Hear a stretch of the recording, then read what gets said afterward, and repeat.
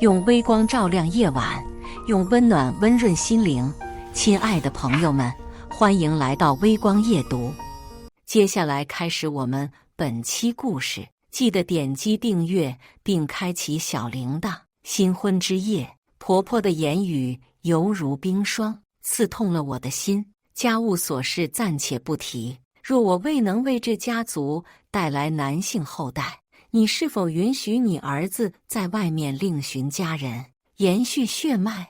我们家族血脉的延续至关重要，我希望你能理解。但请放心，你作为这个家的女主人，地位不会动摇。我深吸了一口气，将手中的花束轻轻放下，转而拿起一旁的头冠。既然你早有此意，我又怎能不成人之美？你与他延续血脉，我自然不会有半句怨言。我微笑着将头冠戴在了婆婆的发间，她的脸色瞬间变得僵硬。我和男友周谭共度3年时光，今日终于携手步入婚姻的殿堂。婚礼在南市一家典雅的酒店举行，宾客虽不多，但都是双方的至亲好友。我清晨便起，精心打扮，等待周谭的到来。仪式进行得有条不紊，转眼便到了女方敬酒改口的环节。房间内人头攒动，亲朋好友都期待着这一刻的喜庆与温馨。公公那边敬茶过程顺利无比，然而当我走到婆婆张娟面前时，她却迟迟不接茶，眼神中透露出一种审视与威严。她缓缓开口，语气中带着几分不容置疑：“小宁，从今往后，你便是我们周家的儿媳了。但要想真正融入这个家，有些规矩你必须要遵守。”我端着茶的手不禁悬在空中。婚礼的流程里，何时增添了这样的环节？我转头看向周谭，想从他那里得到一些答案。然而，周谭此刻却收敛了往日的笑容，一脸严肃地说：“小宁，我妈在跟你说话，你要认真听。在大喜的日子里，我自然不愿因这些琐事而闹得不愉快。”于是深吸一口气，尽量保持平和的语气：“阿姨，您请说。”张娟清了清嗓子，开始一一列举她的要求。首先，我们老两口会跟你们一起住，反正新房有2个卧室，将来有了孩子，你们可以再买一套，这套就留给我们养老。其次，作为儿媳，你必须要照顾好我们一家人的饮食起居，并且不能有任何反驳，要全心全意地孝敬公婆。再者，我们周家必须要有2个男孩来延续香火，如果你生不出来，就必须接受其他女人为周谭生下男孩。最后，你的陪嫁和彩礼，结婚后都必须带回周家，交给周谭保管。只要你能遵守这些规矩，你大可放心，没人能动摇你作为周家当家主母的地位。这番出人意料的言论一出，现场的宾客都惊愕地瞪大了眼睛，更别提我了，简直如遭雷击。在这个讲究平等与尊重的新时代，我竟然还能遭遇这样的奇葩事情，实在令人难以置信。我和准婆婆张娟的关系一直不太融洽，交往这3年来，我见她的次数屈指可数，所以矛盾也就一直未曾爆发。好在周谭对我还算不错，时常会耐心地哄我开心。但此刻面对这样的局面，我倍感难堪。我再次看向周谭，希望他能站出来为我说句话。然而周谭沉默了一会儿，才缓缓开口：“小宁，我妈这么做也是为了咱们的未来好，你就听她的吧。以后的日子我们还是可以好好过的。”她最后这句话是低声对我说的。我身边的闺蜜夏依依实在看不下去了，她气愤地指着张娟和周谭：“你们是不是有病啊？结婚当天搞这么一出，太欺负人了吧？”夏依依从一开始就不喜欢周谭，为了让她来当我的伴娘，我费了好大的功夫，又是打电话，又是哄她。没想到今天她会为了我站出来说话。张娟见状，瞪大了眼睛，蛮横无理地反驳道：“这是我们周家的事情，你一个外人插什么嘴？”她又转向我，语气强硬地说：“江宁，你要想嫁进周家，就必须遵守周家的规矩，不然今天我是不会让你进门的。”周谭见我犹豫，便软声软气地劝我：“小宁，我妈以前也是这么过来的，你就看在我的面子上，服个软，让她吧。”我心中一阵悲凉，这还没进门就给我立规矩，而且还是当着这么多人的面，这分明是不给我留任何颜面。我冷笑一声，站起身，猛地将手中的茶杯摔落在地。那么，如果我选择拒绝呢？张娟自以为已经将我牢牢掌控，拒绝，那你就别想踏进我周家的门了。要不是看在我儿子喜欢你的份上，你以为我会同意这门婚事？周谭，那个他们村子里唯一的大学生，他妈妈总是自视甚高，觉得天下无女能配得上他的儿子。他对我挑三拣四，嫌弃我书读得多，不好掌控，还知道我家只有我一个女儿，便嘲讽我爸妈生不出儿子。我来自一个富裕的家庭，父母经营着一家公司，从小我过着衣食无忧的生活，但我不想让周谭觉得我是因为他的贫穷而接近他，所以我从未提及我的家庭背景，打算在婚后告诉他。当我与周谭的恋情被父母得知后，他们极力反对，认为我们并非同道中人，但拗不过我的倔脾气，他们最终还是妥协了。然而此刻，我被他的母亲如此刁难，他却一言不发。我心寒之余，更多的是愤怒。我从小到大，何时受过这样的委屈？说的好像我多么渴望嫁进你们家似的，延续香火，光大家族是吧？我愤怒地扯下头上的头纱，直接戴在了张娟的头上。我看你挺合适的，不如就由你来跟你儿子延续香火吧，省得你去祸害其他无辜的女孩子。我这番话一出，周家的三口人脸色都变得极为难看。张娟愤怒地指着我：“你！”周谭此时也忍不住了，他愤怒地冲我吼道：“江宁，你怎么可以这样对我妈说话？你既然嫁进周家，就是周家的人，遵守周家的规矩有什么问题吗？我妈说的也没错，你太让我失望了。现在你立刻给我妈跪下道歉，我会帮你说情，让她原谅你。”我懒得再听她的废话，一巴掌直接甩在了她的脸上，啪的一声脆响，回荡在整个房间。你们算什么东西，也配让我下跪？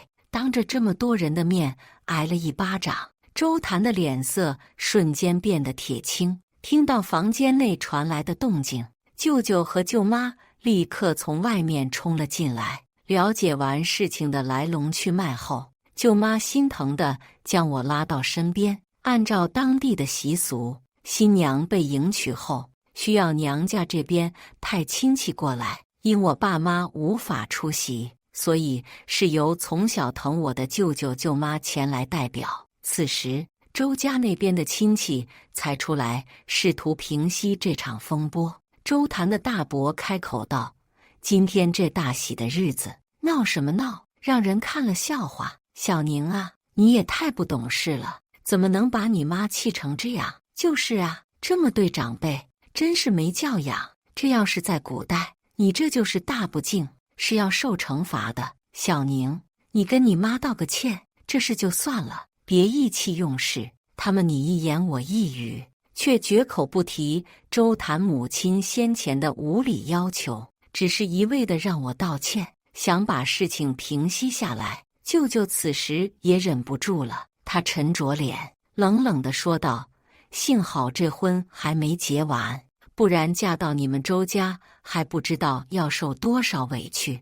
你儿子长得不怎么样，还想找其他女人生儿子，也不看看自己有没有那个本事。说完，舅舅转过身来看着我：“小宁，这下别说你爸妈了，我和你舅妈也不同意这门亲事。”就是，我早就看这小子不顺眼了。夏依依也附和道。我心中既委屈又感动，但我的事情，我想自己做个了结。我转向周谭，带着一丝嘲弄：“你也是这么想的吗？既然如此，那这婚也没必要结了。我早就该看清他们一家人的真面目。”没有犹豫，我迅速摘下了无名指上的戒指，狠狠地扔向了周谭。此刻，周谭的姐姐也忍不住插话，她愤愤不平地说道：“才结婚第1天就这么闹腾，以后结婚了还得了？我弟弟的日子还能好过吗？”这位已经嫁人的大姑姐似乎对娘家的事务异常热衷，管得既宽又远，甚至我和周谭的婚房都成了她关心的焦点。要知道，周谭能买下这套房子，我可是出了1半的首付，就连装修的费用都是我出的。这娶回来的女人啊，不听话就该打，直到她服软为止。得让她知道，在婆家男人就是天，你可不能让他骑在你头上。夏依依听后冷笑一声：“哈哈，怕不是你自己受过家暴，才想把这种痛苦转嫁给别人吧？现在都什么年代了，怎么还有你这种封建思想的残余？”他拉过我的手，坚定地说：“小宁，咱们走，这破婚谁爱结谁结去。”等一下，周谭的父亲终于开口了，他试图缓和气氛：“小宁，有话好好说，别太冲动。今天是你和周谭结婚的大喜日子，你妈就是跟你开个玩笑，先把婚结了，后面的事情我们再说，好吗？”然而张娟却不买账，她尖锐地反驳道：“什么玩笑？我可没开玩笑，咱儿子能看上她，那是他几辈子修来的福气。离开小秦，他这样的条件谁还敢要啊？估计一辈子都嫁不出去。咱们周家愿意娶她，她应该对我们感恩戴德才是。”听到这话，我简直气笑了。他们周家那点条件娶我，我还得感恩戴德？谁给他们的脸啊？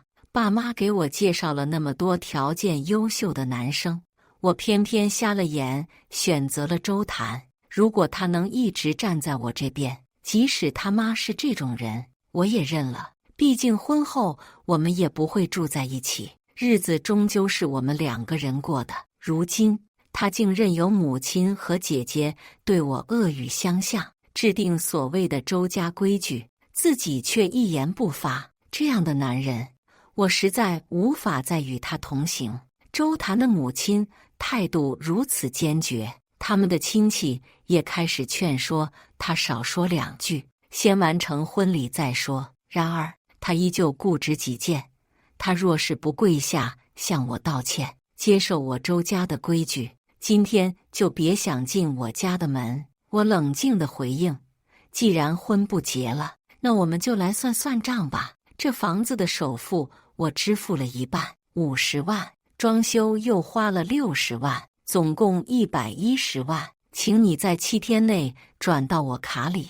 这套房子的首付和装修费用都是我出的，房本上也有我的名字，每月的贷款也是我们共同分担的。既然无法继续，那就应该算得清清楚楚。”张娟一听，顿时瞪大了眼睛，跺脚道：“什么装修费？什么首付？这房子明明是我儿子买的。”我轻蔑一笑：“银行流水清清楚楚，狡辩也无用。我给了他7天的期限，否则就法庭上见。”随后，我和舅舅他们转身离开。坐在回家的车上，我并未感到想象中那么难过，心情出奇的平静。3年的感情就这样烟消云散了。回到家后，爸妈得知我被他们如此对待，愤怒地骂了周谭整整1个小时。我早就说他不是什么好东西，根本配不上我们家。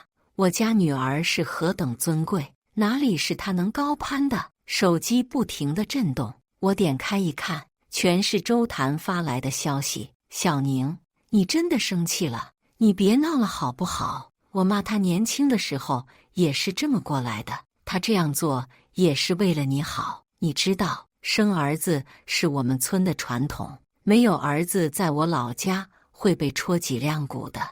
你也不希望被人指着鼻子骂没儿子吧？我们好好谈谈行吗？我懒得理他，但他却不停地发消息，甚至疯狂地给我打语音电话。我知道他并非真心挽留，只是为了那110万。我冷冷地回复：你妈年轻时的经历是你爸造成的，与我何干？7天后把钱按时打到我卡上，否则法庭上见。见我态度坚决，周谭也失去了耐心。江宁，你真的要这样撕破脸吗？我们还是坐下来好好谈谈吧，把问题都说清楚。考虑了片刻，我最终同意了他的提议。我们约定在我家楼下的咖啡馆见面。小宁，那个……周谭试图开口，我打断他：关于钱的事，我们没什么好谈的。我现在真的拿不出110万，你这是在为难我。他显得有些无奈，给不起就把房子卖了，很难吗？我冷冷地回应。我话锋一转，继续问道：如果没有儿子，你妈给你找个小三生孩子，你会答应吗？周谭迟疑了一下，然后说：小宁，你放心好了，就算那些女人给我生了孩子，我的心还是在你这里的，他们只是我生育的工具而已。听到这里，我忍不住笑了，端起桌上的咖啡，直接泼在了他的脸上。你真是个混蛋！我愤怒地骂道。然后我背起包，转身离开了咖啡馆。当初我究竟是怎么看上这种人的？我不禁开始质疑自己的眼光。过了几天，到了约定的收钱日子，但手机银行上迟迟没有动静。我冷笑一声，看来他们家是准备耍赖了。我毫不犹豫地拿起准备好的资料，开车直奔丽江花园，我们的新房所在地。到了门口，我发现他们已经把我的指纹解锁去掉了，连门的密码也修改了。我忍无可忍，一脚踹在了大门上。这门是我当初亲自挑选的，质量很好，但耐不住我连续踹击。我从小学习散打，力气还是有的。终于，他们不再躲在里面了。门一开，张娟那张刻薄的脸就出现在我面前。江宁，你居然还敢来！你让我们家丢脸还不够吗？她尖声尖气地说道。赶紧滚出去！这是我儿子的房子，不欢迎你！她继续嚷道。我笑了。你儿子的？你怎么那么大脸呢？就他那点本事，能赚到100万首付？周谭的工作，要不是我拜托我爸给他安排，他现在还在某家小公司最底层挣扎呢。一个3流大学毕业的菜鸡，还真把自己当回事了。妈，你这是在和谁说话？这时，周谭揉着惺忪的睡眼从卧室里走出来，随后一个女人的声音随之响起。一个身着性感睡衣的女人缓缓现身。你干嘛呢？这么大声，都把我给吵醒了。两人四目相对，声音瞬间消失。此情此景，我岂能不明白发生了什么？看来张娟已经为周谭又物色了一位新伴侣，速度还真是快，而且还是在我和周谭精心布置的婚房里。见到我，周谭的脸色瞬间变得尴尬。小宁，你怎么突然过来了？我愤怒地一脚踹开门，将手中的资料狠狠地甩在桌上。第7天了，钱呢？周谭试图辩解。我那天不是跟你说了吗？短时间内我真的凑不出那么多钱。你知道我买房已经花了不少了。我冷冷地打断他。那就把房子卖了，首付和装修费一分不少地还给我。那些装修的细节，我花费了多少心思，每一处都是精心挑选和设计的。周谭的脸色更加难看。我们才分开多久，你就这么无情吗？他身后的女人则挑衅地看着我。你就是婆婆说的那个不敬长辈的女人。长得也不怎么样嘛，这么咄咄逼人，怪不得秦哥不要你了。周谭的母亲更是火上浇油。没错，我儿子离了你，照样能找到比你更好的媳妇。我冷笑着回应，不给是吧？那就别怪我不客气了。我说到做到，直接联系律师准备起诉。他们一家见我动了真格，才开始慌乱起来。张娟和周谭一家约我出来见面，想让我撤诉。周谭一脸哀求，小宁，你就别闹了行吗？好歹我们曾经在一起过，有必要弄得这么难看吗？我冷冷地瞥了他一眼，你可别恶心我了，我最后悔的就是曾经和你在一起。张娟则在一旁嚷嚷，你不就是出了点钱吗？得意什么？50万而已，我儿子年薪30万，很快就赚回来了。我纠正道，是110万。张阿姨，你记性似乎不太好。张娟蛮不讲理地反驳，是我们让你装修的吗？你自愿装修的关我们什么事？我还没告你擅自在我们家动工呢，有本事你恢复原样啊！他这番话倒是提醒了我，我微微一笑，那好，看在我和你儿子曾经的情分上，装修费我就不要了。张娟见我不再松口，脸色这才稍有缓和，带着几分得意地说道，看在你识相的份上，我也就不多计较了。他转而看向周谭，得意洋洋地说，看吧，还是得靠你亲妈出马，一下子省了60万。周谭的脸上也难得地露出了笑容，但他现在手头上也拿不出50万，还好二老有些存款，能暂时缓解这燃眉之急。原本他们是想占着房子不放的，以为我好欺负，没想到我动了真格，要真的起诉他们，50万的事我们暂且不提，但这些都是我儿子3年来为你花的钱，一笔笔都记着呢。张娟突然递过来一本厚厚的账本，既然你们现在分手了，那这些钱是不是应该归还给我们？我接过账本，粗略地翻看了一下，上面的账目细致到了极致，连1块钱的包子都买了几次都记得清清楚楚，总共加起来是8132.40元。看着这些账目，我越发觉得自己这3年的感情简直喂了狗。此刻的我如同吞了苍蝇一般，恶心透顶。算账是吧？我冷笑一声，行，既然要算，那回去我就再拟个账单给你们。这3年来，周谭为我花的钱不过8000多，而我呢，之前送他的一双球鞋就5、6千了，更别说逢年过节送的各种礼物，1块手表3万，1套西装5万，加起来数不胜数。这些周谭都从未放在心上，以为我只是随便送的。你送我的那些不是小众品牌吗？怎么可能这么贵？周谭看到我列的账单，皱眉道，谁让你不识货呢？我嘲讽地看了他一眼，37万抵消了你那8000，还剩36.2万，给你抹个零，就36万好了，再加上那50万，总共86万。这些钱对我来说不算什么，但对周家来说却是个天文数字。他们没想到我会这么较真。周谭面色扭曲道，江宁，你别太过分了。过分吗？我反问道，这不是你们先提出来的吗？怎么只允许你们要回，不允许我要了？我放声大笑，笑声中充满了讽刺的意味。张娟的脸色瞬间变得极为难看，但没过一会，她又开始了她的变脸表演。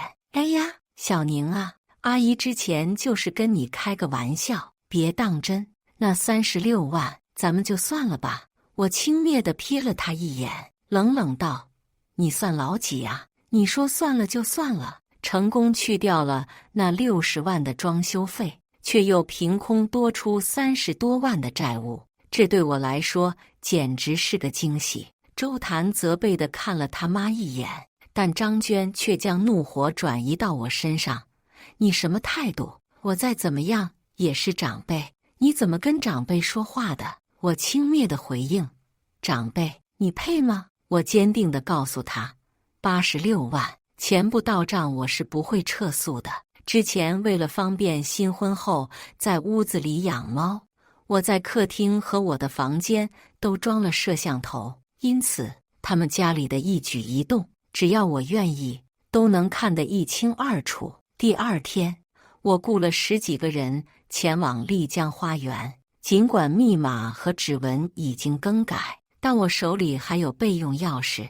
我指挥着工人们开始搬运家具，电视搬，衣柜搬，真皮沙发搬。我精心挑选的每一件家具都让人一一搬走，我宁可扔掉，也不愿让他们占一点便宜。工人们迅速而高效地完成了搬运工作，接着开始敲打和拆卸。果然，钱给的多，工人干活就利索，一下午的时间，房子就被拆得七七八八，连地砖都被撬了起来。我站在一旁，满意地看着眼前的杰作。当天晚上，周谭和他妈的消息开始狂轰滥炸，我的电话被几10个未接来电轰炸。我笑着接通电话，周谭一开口就怒吼道：“这是你带人来拆的，江宁，你到底想干什么？”我轻描淡写的回答：“这不是你妈说的吗？她要告我私自装修房子，让我恢复原样，我这是在成全她呀。”我补充道：“再说了，这个家目前还有一半是我的，我想拆就拆，你要不乐意，就自己出钱装修去吧。”周谭气得几乎要吐血：“你就是故意的，你怎么能这么做？你把这里拆了，我们怎么住？”我毫不在意地回答：“那我就不知道了。”说完，我直接挂断电话，并将他的电话号码拉入黑名单。我突然想起一件事，赶紧给我爸发了条消息：“爸，有件事差点忘了跟您说。”屋漏偏逢连夜雨。隔天，周谭被公司无情解雇，这无疑是雪上加霜。他现在身负几10万的债务，每月还需偿还1万的贷款。没有我爸给他找的这份工作，他真的一无是处。我将从周谭家搬回来的家具全部挂在了二手市场，低价抛售。江宁，你这个狠毒的女人，把我儿子害得这么惨，你的心怎么如此冷酷？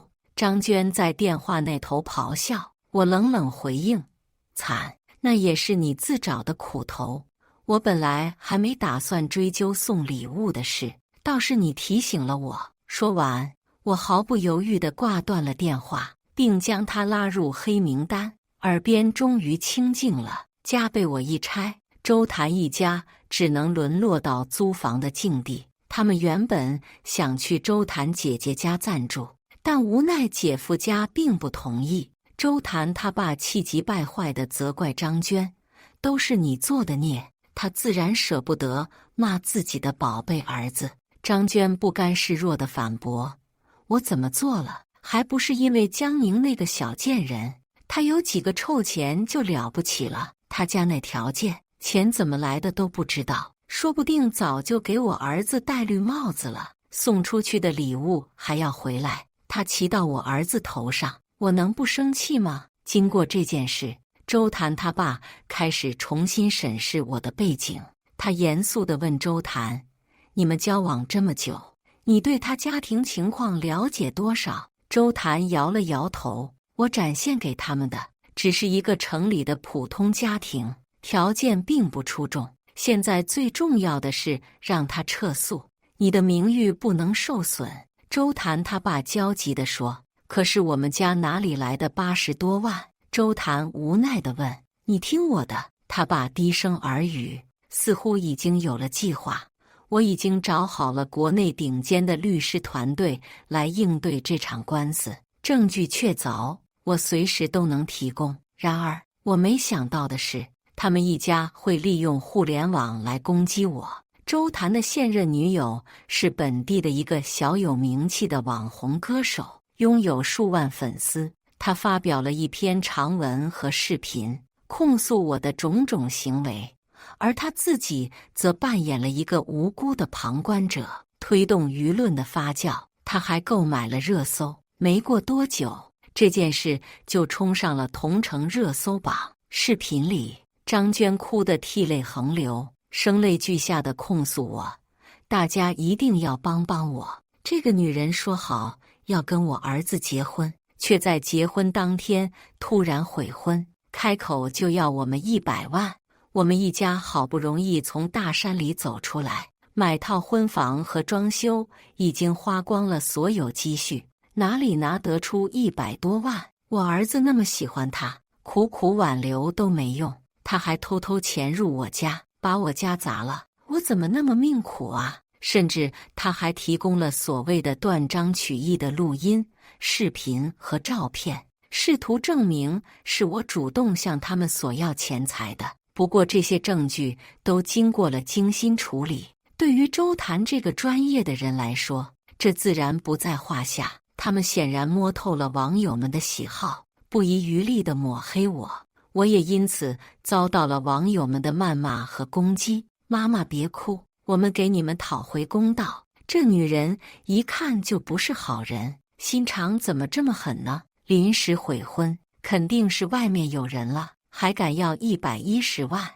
真是胆大包天。这种辜负真心的人就应该被唾弃。心疼小哥哥，就是110万购买你的命了吧？很快，我的社交平台账号、工作单位和家庭住址等信息都被扒了出来，每天数不清的骚扰电话和恶毒信息轰炸着我。周谭甚至用小号联系我，彻底撕破了脸。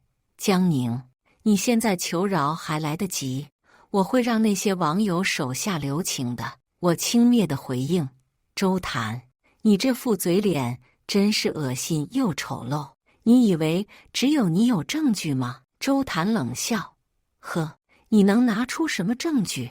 你认为现在网友还会相信你？我毫不犹豫地拉黑了他的小号，将整理好的所有证据一次性发了出去。期间，爸妈还担心地询问我是否需要他们帮忙，我笑着让他们放心，说自己能解决。这条消息瞬间被我爸的公司官方账号转发并置顶，所有人都震惊了。原来我竟是南市江氏集团的千金，舆论瞬间反转，许多原本还在谩骂我的网友都愣住了。一个千金小姐怎么会缺这110万？这简直荒谬至极！看到我贴出的完整视频后，所有人都沉默了。原本支持周家人的网友立刻调转矛头去骂他们了，毕竟被当枪使的滋味可不好受。马德，原来欠钱的是你们呢，怎么有脸反过来说别人的？真不怕遭报应。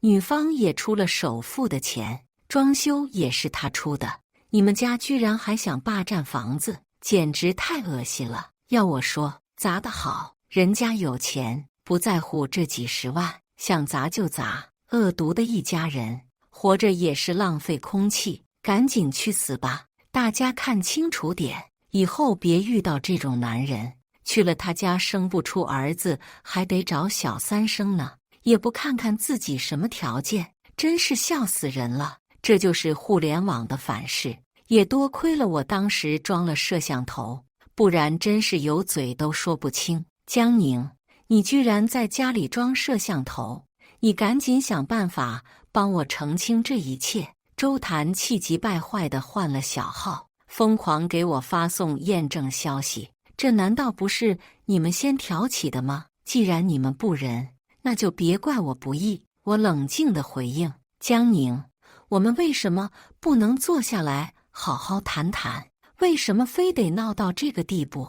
你是江氏的千金，为什么要瞒着我？就这么不信任我吗？周谭的语气中充满了后悔和不甘，他心中一定在后悔，如果早知道我是江家的千金，他或许就会对我态度好点，至少领了证再说。这样就算离婚，他也能多分点钱。可惜一切都晚了，等着法院见吧。开庭的那天，我希望你家能按时给我支付那86万。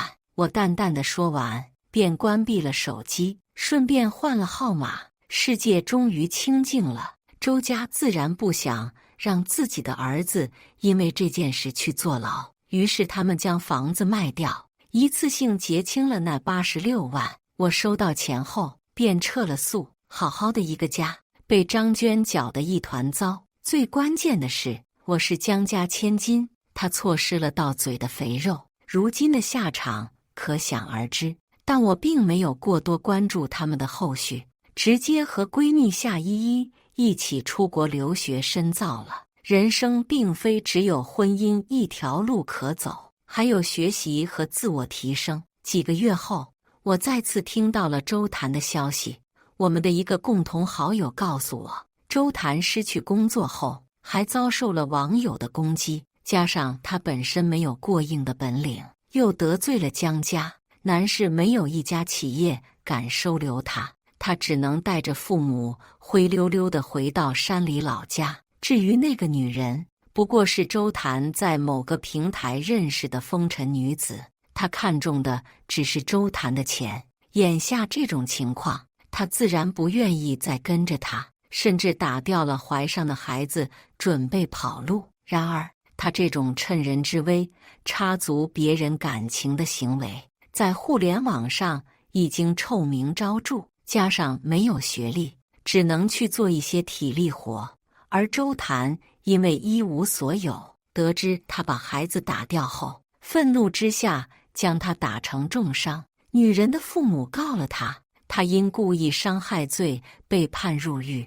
张娟则天天被周谭他爸揍。毕竟，如果不是因为他们已经成为江氏集团的亲家了。现在他们不仅要每月偿还周谭的1万贷款，出门还被人指指点点，所有的亲戚都离他们远远的，就连那喜欢插手娘家事情的大姑姐也不例外，直接选择了沉默。而我此刻正躺在海边的躺椅上，和闺蜜一起享受着日光的沐浴，轻轻地呼出一口气，心中感慨万分，还是单身好啊。现在的我感谢张娟在我敬茶时说的那些话，是她的话让我及时脱离了那些生活琐事，让我有了追求自己梦想的勇气。现在的我拥有着我最想要的生活，每天都可以做自己喜欢的事情，和志同道合的人在一起，这样的日子才是我真正想要的。几个月后，我和夏依依在异国他乡，已经逐渐适应了这里的生活。我们一同上课，一起探讨学术问题，课余时间则漫步在海滩上，享受这片宁静与美好，远离了家乡的纷纷扰扰。我感到前所未有的轻松和自在。有一天，我们在图书馆偶遇了一位来自中国的教授。他得知我们是来自江家的千金和夏家的千金后，热情地邀请我们参加一个由华人留学生组织的慈善晚宴。我们欣然接受了这个邀请，期待在晚宴上结识更多有趣的人。晚宴当晚，我们穿着优雅的礼服，走进了装饰华丽的宴会厅。厅内人头攒动，音乐悠扬，大家纷纷举杯畅谈。我和夏依依很快便融入了这个氛围，与一些志同道合的朋友交换了联系方式。我们能做的就是给他们一个机会，让他们自己去选择。日子一天天过去，我和夏依依在国外的生活越来越充实。我们不仅在学业上取得了优异的成绩，还结交了许多志同道合的朋友。而周家的消息也时不时地传入我们的耳中，但我们已经不再过多关注。时光荏苒，转眼间我们在国外度过了几年的时光。毕业后，我和夏依依都找到了自己心仪的工作，并在各自的领域里取得了不俗的成绩。我们也时常回国探望家人和朋友，与他们分享我们的经历和成长。在这个过程中，我们也逐渐明白了许多人生的道理。我们学会了珍惜眼前人，珍惜每一份感情。我们也学会了面对困难和挫折时保持积极和乐观的态度。我们还学会了在追求梦想的路上不断前行，永不放弃。而关于周家的消息也渐渐地淡出了我们的视线。我们不知道他们现在过得怎么样，但我们已经不再过多关注，因为我们知道每个人都有自己的生活轨迹和选择权利。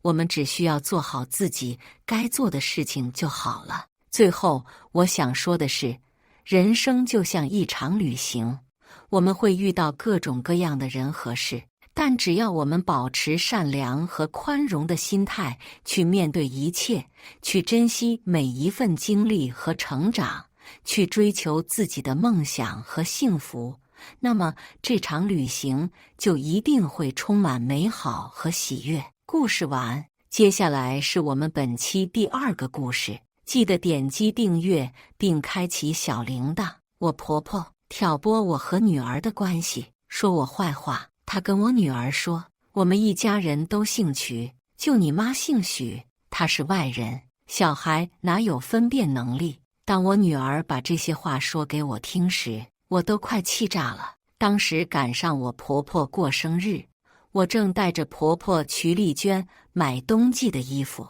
她去了试衣间试衣服，我带着女儿等在外面等付款。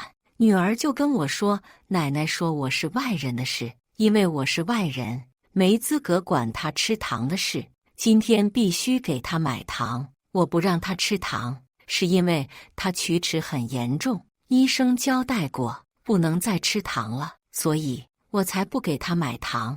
女儿的话震惊了我，我都不知道婆婆到底给她教了些什么。正是我怒火烧心的时候，瞿丽娟出来了，看了眼正跟我对峙的女儿，开口问女儿，木木怎么了？女儿立时给她告我的状，奶奶，我想吃糖，姓许的不给我买。我姓许的，这是我第一次从女儿的口里听到这3个字。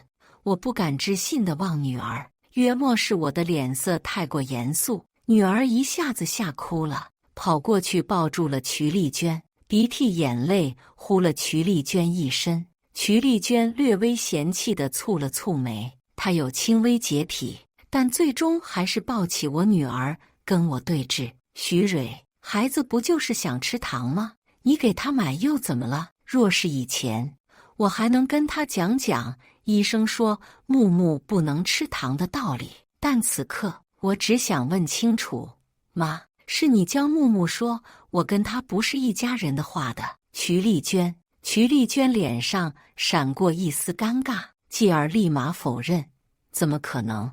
我怎么可能这么教？她这话才说完，女儿为了糖揭了她的老底，奶奶，你昨天跟我说的，只要我叫妈妈姓许的，你就给我买糖的，我叫了，你现在给我去买糖。我，商场太多人，我不想跟瞿丽娟吵架。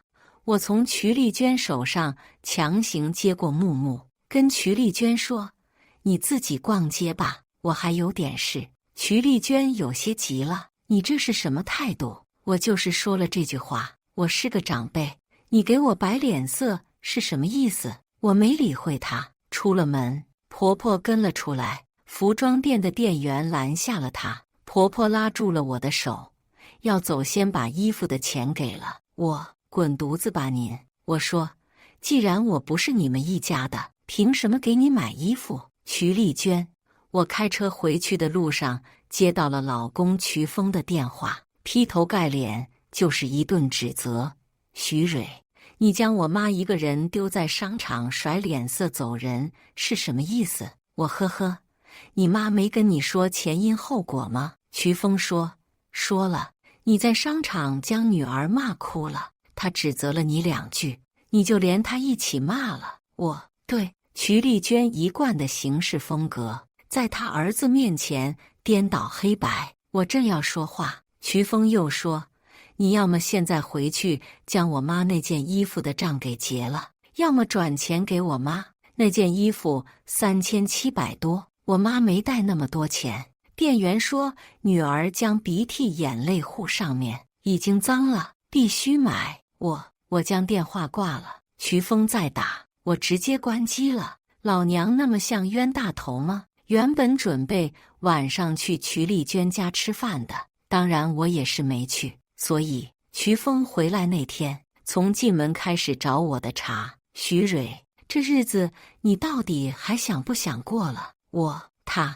我妈一年就过那么一次生日，你不想给她买礼物，你直说，没必要故意挑她生日的时候跟她大吵一架，搞得好像还是她的错一样。我知道你埋怨我妈当初不帮你带女儿，但是一码归一码，这事确实是你做的不对，你必须去给我妈道歉，并将那件衣服的钱转给我妈。”我望着瞿峰义愤填膺的脸，突然觉得好笑，也彻底死心了。我说：“这日子我早就不想过了，既然你提出离婚，行，明天就去民政局。”我与瞿峰以前是同事，同在一家私企做事，那时我们都28岁，在云城这个不算大的城市，都已经算得上是大龄未婚青年了。我家里人成天在我耳边唠叨，他家里人也成天在他耳边唠叨。原本我们只是单纯的同事关系，因为不在一个部门，所以没有太多的深交，连私人微信都没有加，但都没有架住家里人安排的相亲活动。然后我俩在一个周末相遇在了家长们给介绍的相亲宴上，缘分就是这么奇妙。相亲完加微信，一起吐槽公司的破事，吐槽出了感情。我家与他家就隔了5个公交站的距离，他每天准时接我上班，送我下班，没有什么大起大落的情节，平淡如水，但胜在感情稳定，细水长流。而且他做饭特别好吃，人也很温柔，长相也算勉强过得去。我以前还开玩笑地问他：“你可别结婚了，就不会做饭了。”他笑着摸我的头答：“怎么会？以前在我家，我也经常做饭，我妈特别喜欢吃我做的饭。放心，结婚后，厨房跟你无关。当时恋爱，虽我没指望婚后全是他做饭，我也会做饭，但我全当甜言蜜语收了。又且我们2家门当户对，都一样是平民百姓，家庭条件差不多，不算大富大贵，只能说过得去，也就没有什么身份不登对被人诟病这种狗血剧情了。所以交往1年后，他求婚，我应了。那时瞿丽娟也算和善，我们这边的彩礼特别低，就是象征性的给个11000，寓意万里挑一。所以在结婚之前，我们都是没有什么矛盾的。第一次出现矛盾是在婚后第4个月，因为结婚了，我跟瞿峰一起搬出来住了。我是独生女，在我大学毕业选择回家就业时，我爸妈给我买了房还装修了，房贷我自己出，瞿峰自己有车，于是我出房，他出车，我俩的小家就这么成了。而且我们的小家离我们公司近，很方便。那次矛盾是因为瞿峰自从结婚后就很少回婆婆家了，公公那段时间恰好外出不在家，婆婆想念儿子想念得紧，所以突袭了我们的小家。婆婆来的那天，恰好我被查出怀孕了，所以瞿峰专门买了好多菜回来做给我吃。婆婆到的时候，瞿峰正在厨房里忙，婆婆进门看见是瞿峰在厨房忙，便有些不高兴了。我那时沉浸在怀孕了的喜悦中，没仔细观察她的表情，只以为她那个蹙眉是因为外面天气太热了，将她迎进门后给她泡茶，但她却去了厨房跟瞿峰聊天。我端着泡好的茶打算去递给她，就见她蹙眉问：“你不是说你媳妇会做饭吗？怎么还是你做饭？这3、4个月都是你在做饭？”瞿峰说：“是啊，我跟蕊蕊约定好，我做饭，她洗碗拖地。”婆婆的脸拉得更长了。不是跟你说过了吗？结婚后厨房少进，最好不要进。瞿峰说：“蕊蕊怀孕了。”瞿丽娟的眉头才舒展了些，将瞿峰赶出了厨房，自己要给我们做饭。吃饭的时候，她含沙射影说：“蕊蕊呀，做饭呢，还是女人最擅长，你觉得呢？”我看了眼她，没说话。等她走了，才问瞿峰：“婆婆这话是什么意思？”瞿峰和稀泥：“我妈就说说而已，你别太在意。原本我也是没在意的，可是此后隔3差5，婆婆就来我们的小家，只要见到瞿峰在做饭，就一脸的不悦，各种阴阳怪气我不做饭这件事。我怀孕后脾气不好，有一次她有阴阳怪气的时候，我对了回去。瞿峰以前不是说他在家的时候也做饭啊，现在做饭就不行了。婆婆立时回怼了过来：“我养大的儿子给我做饭是理所当然。”我看了眼婆婆，又看了眼瞿峰，总觉得他应该还有下句，但他下句没有说出来。瞿峰截断了他的话：“妈，给你做饭当然是理所当然了。”然后笑笑给婆婆夹了一筷子菜。婆婆挑衅地朝我看了过来，像只战胜的母鸡。我觉得怪异，但瞿峰说：“蕊蕊，你跟我妈一个老小孩计较做什么？我没得及计较。”瞿峰被公司外派出去半年，婆婆也就很少登门了。我觉得跟婆婆气场不对，月份大了后，就将我妈叫了过来照顾我。跟他也就没什么矛盾了。第2次矛盾发生在女儿出生后，瞿丽娟没有来医院照顾我，说是最近身体不好，医生说需要静养。然后第5天，我刷到了她在云南旅游的朋友圈，配文：“还是儿子好，出钱给我旅游。”这朋友圈只出现了5分钟就被删除了。估摸是想起了跟我说不来照顾我月子的理由。我虽然觉得膈应，但也没发脾气，没生气。毕竟人不是我亲妈，没有理由道德绑架别人。让我觉得恶心的是，第2天我又刷到了一条，配文是：“再尽心尽力照顾媳妇又如何？将来也不一定会对我好，连我儿子给我钱旅游都要背着他。”当然也是发了没几分钟就删除的。我没忍住，截图拿着手机问瞿峰：“你妈这是什么意思？她不来照顾月子？”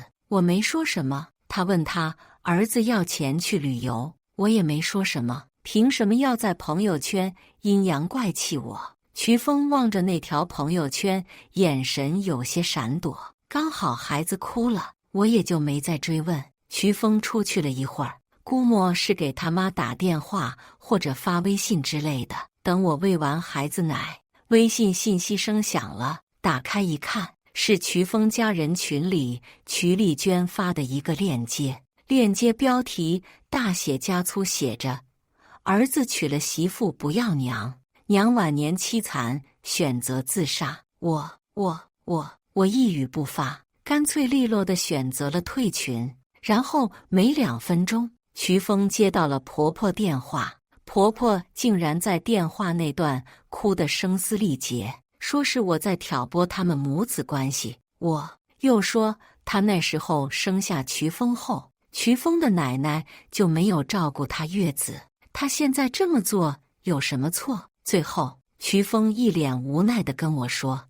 老婆，我妈年轻的时候吃了很多我奶奶的苦，你体谅体谅她，日子将来是我们在过，我们也不跟她住一起。我那时候动完手术才几天，哪儿都疼，没什么精力跟婆婆计较什么。加上我妈来照顾我月子了，我不想在我妈面前跟瞿峰吵架，也不想让我妈担心，虽我憋着一肚子的气，但这件事最后不了了之了。想着大不了等过几个月，我妈帮我带孩子，我自己出去上班，不将就她。但天不随人愿，我妈照顾了我跟宝宝半个多月后，突然晕倒。她本来就高血压，这半个多月太累，撑不住了。我妈晕倒后，我便不敢再让我妈照顾了。婆婆终于被瞿峰请来了我们家，对，请来的。瞿峰说1个月给她4000，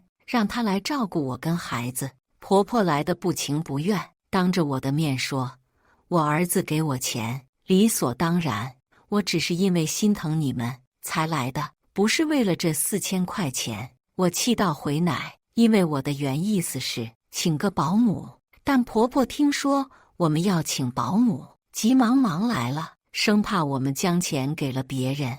跟瞿峰说的还十分好听，我一个亲奶奶难道不比别人照顾的好吗？我妈怕我处不好婆媳关系，特意也给我打了电话说，你婆婆愿意来照顾你，她做得好不好你都别说什么，那是她的亲孙女，总比拿钱干活的保姆好很多的。但是自从婆婆来了后，我家开始鸡飞狗跳。买菜她问我要钱，理由是那4000是给她的工资，不包括生活费。做饭她饿了就做，她若是在外面吃了，我就等着挨饿或者叫外卖。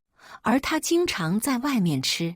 我家楼下有个棋牌室，早上去打麻将，棋牌室负责中餐，她是那里的常客。带孩子，孩子一哭就往我这里一扔，自己坐在客厅里看电视刷手机。有一次我在房间给孩子喂奶，听见他跟公公打电话说，我要少做点事，徐蕊他妈都照顾他，照顾到晕倒了，太吓人了。公公那边不知道说了什么，他突然很大声地训公公，你什么意思？我以前生小峰的时候，你妈不帮忙照顾的时候，怎么没见你放一个屁？你妈没死之前，你的钱都是给你妈的，儿子自小没用到你几个钱，我现在好不容易将小峰拉扯大，能享点清福了，你有什么资格啰嗦我？顿了顿，你要是再说这种不心疼我没良心的话，就给我滚出家门。我给瞿峰打电话，让他请保姆，他妈的照顾我承受不起。瞿峰只好找婆婆谈，然后瞿丽娟第一次在我面前哭成了个泪人，指着我说，蕊蕊，妈心疼你们来照顾你们，你怎么能这么挑拨离间我跟我儿子？瞿丽娟，妈哪里做得不好，你直接说，没必要背后重伤。瞿丽娟，小峰，妈妈老了，被儿子儿媳嫌弃，也只能怪妈妈不中用，你们过好日子就行，妈这就走。瞿峰被他一哭二闹三上吊的操作整心软了，最后变成了瞿峰拉着瞿丽娟的手道歉，妈，你这是说的什么话？我什么时候嫌弃过你？妈，你别哭了，是儿子不对。我瞧着心累，知道瞿丽娟是走不成了，但好在只有几天我就可以出月子了。我想着出了月子，我就自己去找保姆，忍了她。结果第3天，她趁着我睡着的时候，一剪刀将我的长发给剪了。因为我生完孩子后掉头发严重，她拖地的时候嫌弃那些头发难收拾。当然，她与瞿峰对峙的时候说的还是十分好听。蕊蕊头发那么长，老是出汗，现在又是夏天了，多难受啊！我可去你妈的！那长发是我留了5、6年才留长的。我终于跟他彻底翻脸，让他回去，我不需要他照顾。这次不论他怎么在瞿峰那里一哭二闹三上吊，我都不同意他留下了。瞿峰最终妥协，将他送回去了。但从那以后，大部分周末他都在瞿丽娟那里，因为只要瞿峰周末休息没去瞿丽娟那里，瞿丽娟就哪儿都疼，一天能给瞿峰打10个电话。我问瞿峰他妈是什么意思，瞿峰说他妈年纪大了，希望一家子能住一起。我呵呵，直接拒绝了，想都不要想。就老妖婆现在这个表现，我真要跟他们住一起，只有一个下场，全职保姆加受气包。我跟瞿峰因为这事吵了几次，最终瞿峰依旧我行我素，每次吵他就一句那是我妈。于是每个周末他回瞿丽娟那里，我干脆也回娘家。而我那时不知道，瞿峰妥协的条件里还有一条是，即使瞿丽娟不给我们带孩子，瞿峰依旧每个月给她4000。我知道的时候已经是1年后，彼时我已经全职带娃。瞿峰让我全职带娃的时候，没有提过一句是因为钱，只是给我看了很多保姆带孩子，结果孩子遭遇保姆虐待的视频。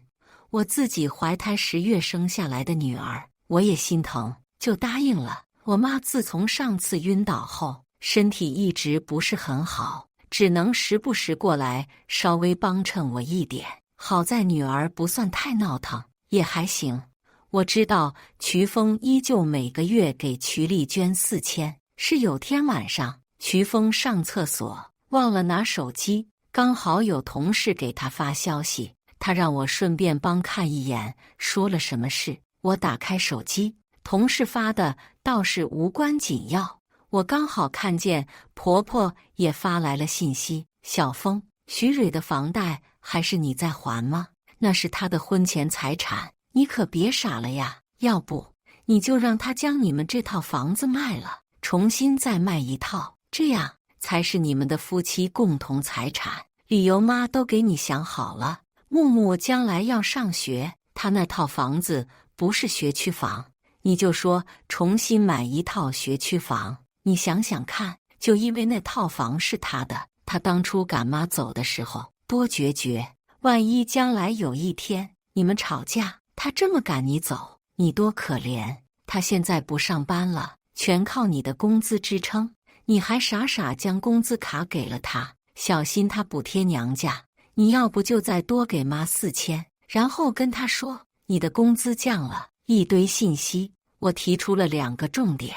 瞿峰依旧每个月给瞿丽娟4000，瞿峰升职加了4000工资，没有告诉我的房贷不多，每个月只有3000。当初我爸妈给我买房的时候，考虑我才工作，挣不了那么多钱，掏出了自己全部的积蓄，还问亲戚借了点，付了70%的首付。而瞿峰根本就没有帮我还过我的房贷，我自己婚前上班的积蓄全部放在我的房贷卡里了。我3年不上班都不需要问瞿峰要房贷。我拿着手机问瞿峰他妈这话是什么意思，虽说一孕傻3年，但我没傻到不知道，若是瞿峰没有跟瞿丽娟说过再帮我还房贷，瞿丽娟不会直接问瞿峰我的房贷是不是还是他在还。瞿峰支支吾吾，我妈一直让我再多给他4000，我就只好骗他说我在帮你还房贷，不然他一直纠缠不清。瞿峰1个月7000，他自己的车贷还有2000，从我全职带娃后，基本只够我们生活，还是在我妈时常给我们一点补贴家用的情况下。如果瞿丽娟再要走4000，我们直接喝风，但她怎么能让我背锅？我这话才说出来，瞿峰突然怒了，大声说：那你让我怎么跟我妈说？那是我妈，我还不是为了把钱给你和木木才不得已这么说的，你怎么这么不知好歹呢？我为了我们这个家早出晚归，你一天天在家什么事也不干，还要逮着点事就做文章，是一定要看我跟我妈断绝关系才甘心吗？我妈辛辛苦苦将我拉扯大，这些年我爸基本没怎么管过我，他不容易，你能不能体谅体谅他？而且我妈哪里说错了吗？这房子本来就是你的婚前财产，我本来就没有义务要帮你还。我抬头看他，第一次觉得眼前的男人无比陌生。那次我跟瞿峰大吵了一架，带着女儿回娘家了。3天后，瞿峰却带着瞿丽娟一起登了我娘家的门。瞿丽娟来了就是一顿表演，说都是她的错，因为身体不好，不能帮我们带小孩之类的，只字不提她跟瞿峰微信上说的那些话，也只字不提瞿峰给她4000的事。最后，她大意地做出让步，跟我妈说：“亲家母啊，你们看这样行不？以后我每个月给俩孩子4000，就当我不能带孩子的补偿。我年纪不小了，自认也不蠢，但女儿那么小，总不能因为一次吵架就真的跟瞿峰离婚了。”瞿丽娟就是用瞿峰给她的那4000再还给我们小家做个人情，我也只能忍了。且我爸妈年轻的时候也吵架，所以我妈说没有不吵架的夫妻。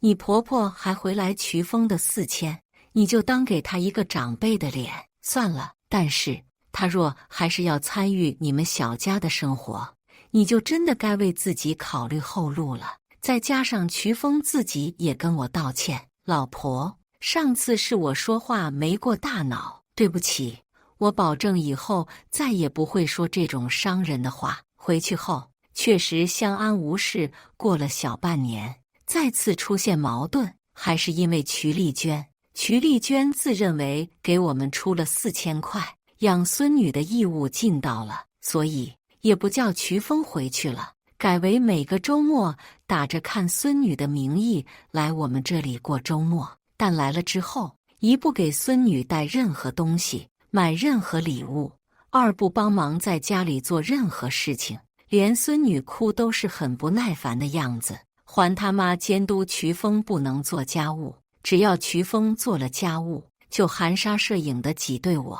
我大概明白他的意思了，就是给了钱是大爷，让我伺候他的意思。瞿峰最初哄我，老婆，你让我妈吧，周一到周五的家务我全包，行不行？我看着他为难，最终也让步了，想着婚姻终归是自己经营出来的。周末瞿峰躺在沙发上玩游戏，我气得冒火，也不说什么。但有些人，你给他再好的脸色，他也只会得寸进尺。又一个周末，瞿丽娟趁着瞿峰下楼买烟的空档，明知道我在厨房洗碗，故意在客厅里很大声地给公公打电话说，亲家那边真的是一点良心都没有，我都拿出4000给俩孩子了，亲家那边一点表示都没有，可辛苦俩孩子了。我到瞿丽娟为什么突然又将那4000块给还回来？我最初还以为是我跟瞿峰吵架，他为儿子着想，不想儿子为难还回来的，合着在这儿等着我呢，想着我父母出4000来帮我们养家呢。我闻言积攒了半年多的怒气再也忍不住了，用同样阴阳怪气的语调跟他说，你是真给了我们4000，还是拿原本就是我们的4000卖人情？你我心知肚明。正此时，房门锁响了，瞿峰回来了。瞿丽娟立刻开始哭，边哭边说，徐蕊，我好歹一个长辈，你这么说我真的很伤心，你要是实在不喜欢我来你们这里，我以后不来了就是。瞿峰看瞿丽娟哭，不分青红皂白，围绕我再次赶瞿丽娟出门这件事跟我吵了一架。瞿丽娟好心地劝我俩不要吵架，小峰，都是妈碍事了，你别跟蕊蕊吵，妈这就走，以后再也不来了。说完直接往门外奔。瞿峰愤愤瞪我，又甩了我一巴掌，跟着出门了。当晚没有回来，那时我就下定决心离婚了。只是那时我的经济不足以让我离婚，我一个人养不活女儿，加上我妈身体不好，我爸还没有退休，木木也没有上学，没人能帮我全天照顾木木。各方面考虑，只能推迟离婚。所以瞿峰回来没给我任何解释，我没说一句话。他自那以后连家务都不怎么动手了，我也没说过一句话。我在第2个月跟他游说了3天，请了保姆，又将我妈接过来，白天跟保姆一起带木木，然后自己上班去了。我上班后，瞿丽娟每逢周末就撺掇瞿峰，让我们带木木去他家。我能推就推，推不了才露个面，毕竟没有万全的准备。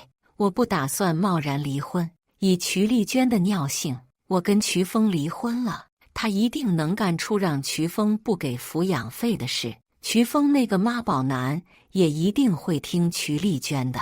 而在我上班后，瞿丽娟不负众望的再次找各种借口问瞿峰要钱，也再次跟瞿峰提了我们重新买房的事。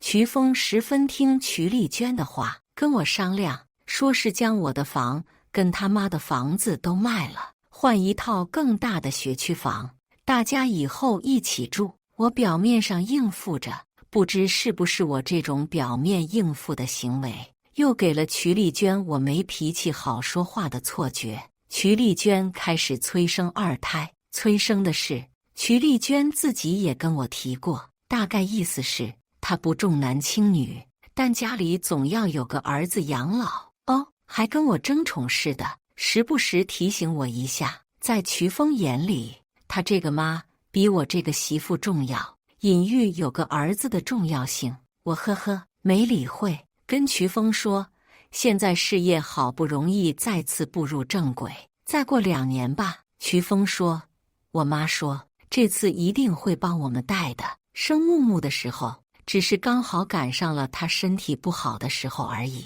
你看我妈这1年来不是时不时过来搭把手照看木木吗？对，自从我上班半年后，瞿丽娟就算我推了她让我去她家的邀请，也会自己过来接木木过去玩。我去上班了，她偶尔也会过来我家，带着木木一起玩一玩。但我只是在心里冷笑，关于瞿峰说的这些话，连个标点符号都不信。因为某个周末，我委实推不了瞿丽娟的邀请，去了瞿丽娟家，然后无意间听得她对她隔壁带孙女的奶奶，老蔡呀，你就是蠢，现在孩子才1、2个月，什么都不知道，你就忙前忙后的帮忙带，让你媳妇在家躺着，什么事也不做，便宜了她。等你带到2、3岁，你媳妇随便给她买点什么东西，你孙女就不记得你的恩了，还不如等你孙女2、3岁记事了，再多给她买点玩具零食，多带她玩玩，这样才会跟你更亲，你还更轻松。我知道瞿丽娟能这么教隔壁的老蔡，自己肯定也是做的这个打算，但我已经不想再跟她做任何计较了。我更努力的工作，就是为了有天再也不要跟她有丝毫的瓜葛，所以我当不知道。而她每次接女儿过去，我必定跟过去，就是为了不给她这个机会。谁曾想，上个周末我临时加班，瞿峰将木木带了过去，瞿丽娟就教了木木说跟我不是一家人的话。而木木今年3岁，正值谁给他买糖就喜欢谁，听谁话的年纪，加上他龋齿，我不让他吃糖，对我有点怨言，所以就有了商场里他跟我说的这些话。而我会跟着瞿丽娟去商场帮他付款，是因为3个月前我爸过生日，瞿峰送了1瓶酒给我爸，那瓶酒不过288，但瞿丽娟却将我当成冤大头，试图让我为她3000多的羽绒服买单。拉倒吧，这一家人赶紧离。瞿峰听完我要离婚的话，正愣住了。也是，毕竟自从我决定跟他离婚后的这1年多里，我不再跟他做任何无谓的争辩，甚至他1年多前他打我1巴掌的事，我都没有跟他计较过，连同对瞿丽娟都客气了起来，客气得如同陌生人，保持与我无关的态度，礼貌微笑，他正愣完，唤我老婆。我说：“你也别叫我老婆了，你现在就从我的房子里搬出去，明天我们民政局见。我们财产都是婚前财产，没什么纠葛。这1年多，你上班，我也上班，一共就那么点，没什么可分的。木木的抚养权，我想你妈应该不会想要，也没什么争议。东西我已经帮你收拾好了，你叫个车就行了。”瞿峰开始还以为我只是威胁他，试图跟我叫嚣，想继续跟我吵架，让我去给瞿丽娟道歉。直到我将次卧的门打开，看见他的东西都被收进了行李箱跟纸箱子里，他才明白我真的要跟他离婚了。他有些慌了，说：“为什么？”就因为我今天态度冲了点。我看了眼他，你心知肚明，他倔强。我不明，我没再说话，干脆帮他叫了车。他不是不明，他只是揣着明白装糊涂，或者说，在他的心里，他妈永远都比我们这个小家重要。既然如此，我成全他，他去跟他妈过一辈子吧。但车都来了，瞿峰依旧不走，说不离。我说不离婚也行，从此以后，你跟你妈断绝关系，我们就不离。瞿峰他走了，我将瞿峰赶出去的第2天，瞿丽娟来找了我，为他儿子打抱不平的同时，故意恶心我。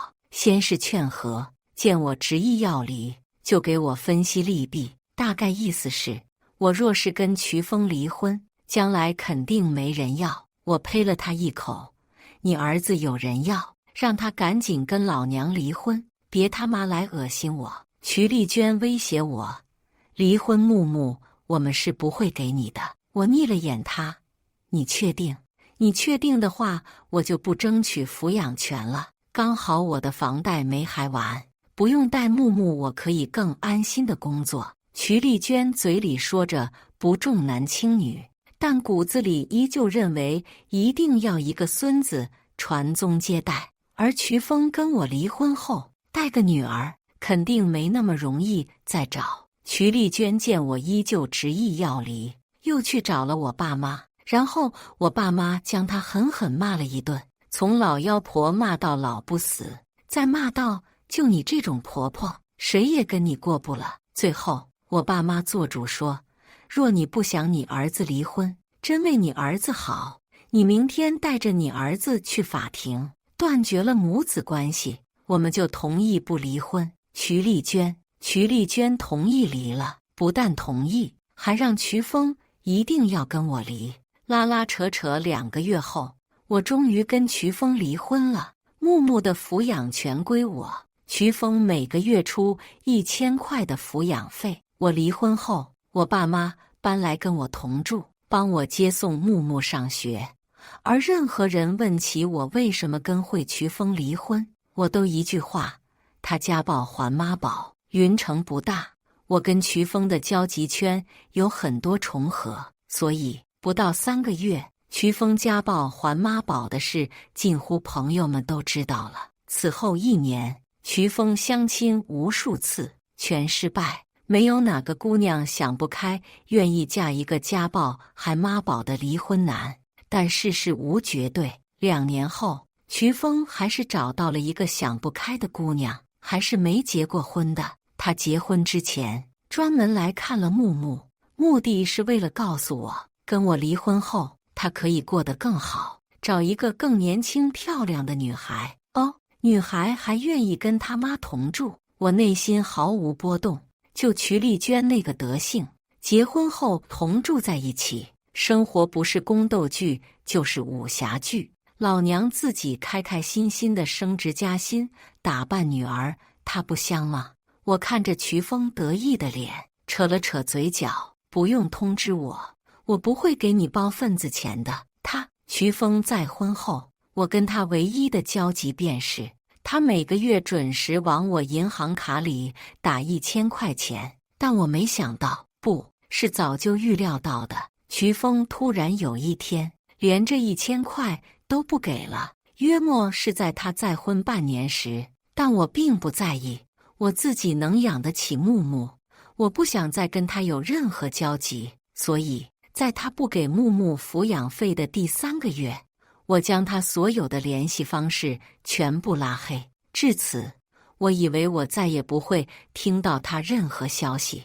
但云城委实太小，1年后，我还是听到了他的消息，且很劲爆，他进医院了，被他老婆给捅了。原因是瞿丽娟用以前对我的方式继续对他新老婆，不，比对我更过分，因为他老婆自己没有房子，且是外地远嫁过来的，所以是跟瞿丽娟一起住的。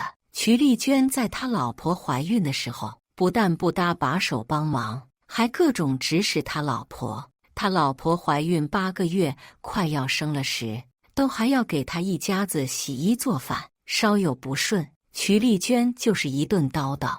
孕期本来就情绪不稳定，结果他老婆跟他诉苦，他还是一句那是我妈送给了他老婆，所以他老婆怀孕的时候就有些抑郁症了。生完孩子，瞿丽娟不但不帮忙照顾孩子，还月子上就开始作妖。因为他老婆是顺产，生完就能下床自己动一动，所以瞿丽娟一句我以前生完孩子都是自己洗衣做饭的，要求他老婆月子上也要自己洗衣做饭哦，顺带将他们一家子的家务也一起做了。不满情绪积攒太久，终于他老婆在出了月子后来了个大爆发，跟瞿丽娟大吵了一架，两人还动手了。瞿丽娟毕竟上了年纪，打架不是他老婆的对手，被他老婆摁在地上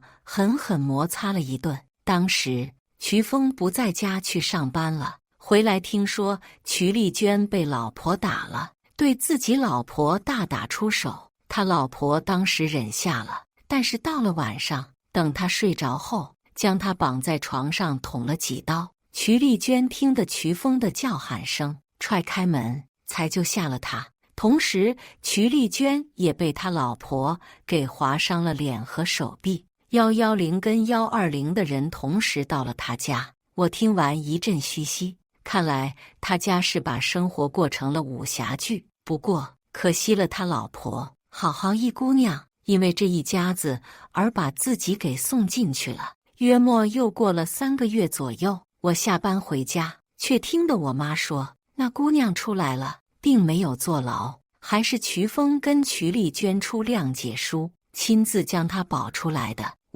瞿丽娟还能有这么好心？我妈说自然是没有这么好心的，但她已经没得选择了，因为那姑娘对瞿峰动手的时候，下手没个分寸，动到了瞿峰的命根子，瞿峰不能人道了。这样的人要再找老婆，肯定是找不到的。且那姑娘的家人在姑娘出事后过来了云城，威胁瞿峰跟瞿丽娟，如果他家姑娘进去了，他俩一辈子也别想再见孩子。哦，对，那姑娘生了个儿子。起初瞿峰跟瞿丽娟口气还很硬，但那姑娘家人不是善茬，直接去了瞿峰工作单位闹，将瞿峰的工作给闹没了，并放狠话，以后瞿峰去哪里上班，他们就去哪里闹，只要活着的一天，保证瞿峰哪里都上不了班，班都上不了，拿什么养儿子？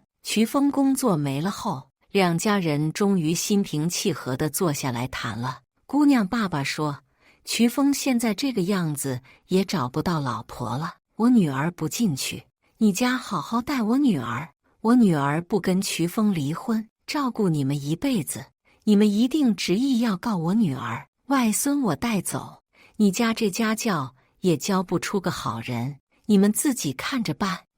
所以他们就同意了。我妈笑了笑，不然能怎么办？只能继续一起鸡飞狗跳的过了。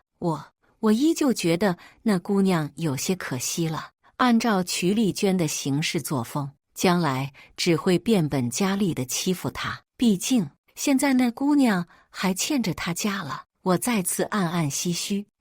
1年后，我在大街上碰到了瞿丽娟跟那姑娘一次后，我改变了想法，同时懂了一句话：恶人自有恶人磨。那天恰逢周末，我带着木木跟我妈一起去商场买衣服，便是在商场里遇见瞿丽娟跟那姑娘的。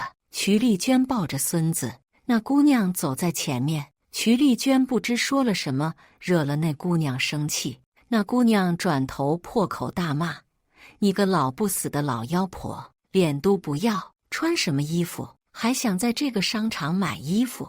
你怎么不撒泡尿照照自己？你配吗？这里的衣服打折也要好几百，你没忘记你儿子现在都没脸出去上班，还在家里待着，等着你养他呢。老娘上班的钱1毛也不会给你买东西，你生日关老娘什么事？我想起来了，今天是瞿丽娟生日。我侧头看了眼瞿丽娟，瞿丽娟早没了几年前的意气风发，头发已经半白，还有些蓬头垢面，与几年前简直判若两人，看上去老了20岁。瞿丽娟欲说什么，那姑娘又说：怎么，我骂你2句你还不服气呀？不服气你回去告诉你儿子，让他来打我。上次我只是动了你儿子几刀，这次他若再打我，大家同归于尽，谁都别活。瞿丽娟抱着孙子，最终一句话也没说。我赶紧拉着木木走开了。这样的人离远点好。感谢大家的观看。本期影片大家觉得是第1个故事精彩，还是第2个故事精彩呢？欢迎大家在下方评论区讨论。如果你喜欢这类故事，记得点击订阅微光夜读，并分享给更多的人，这会对我帮助很大。再次感谢大家的观看。